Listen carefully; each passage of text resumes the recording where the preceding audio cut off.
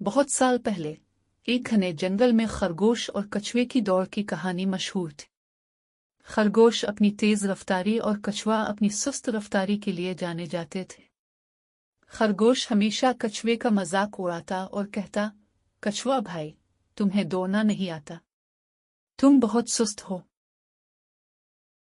एक दिन कछुआ खरगोश की ये बातें सुनकर थक गया और उसने खरगोश को चैलेंज दिया, खरगोश भाई, क्या तुम मेरे साथ दौड़ने की हिम्मत रखते हो? खरगोश हंसता हुआ बोला, हाँ कछुआ भाई, मैं तैयार हूं। ये तो बहुत आसान मुकाबला होगा। दौड़ का दिन आ पहुंचा। जंगल के तमाम जानवर इस दिलचस्प मुकाबले को देखने के लिए जमा हो गए। बंदर ने दौड़ का आगाज किया और खरगोश और कछुए ने दौड़ना शुरू किया। खरगोश तेजी से भागने लगा और कछुआ आहिस्ता आहिस्ता अपने कदम बढ़ाता रहा। खरगोश जल्द ही कछुए से बहुत आगे निकल गया। सीम ने सोचा, कछुआ तो बहुत पीछे है, क्यों ना मैं कुछ देर के लिए आराम कर लूं। खरगोश एक दरख्त के नीचे आराम करने लगा और जल्द ही सो गया।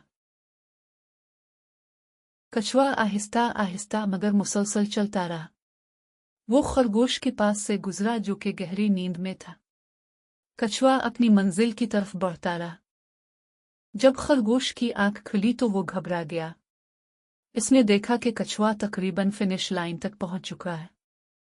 खरगोश ने अपनी पूरी कोशिश की मगर देर हो चुकी थी। कछुआ फिनिश लाइन पार कर चुका था और जीत गया था।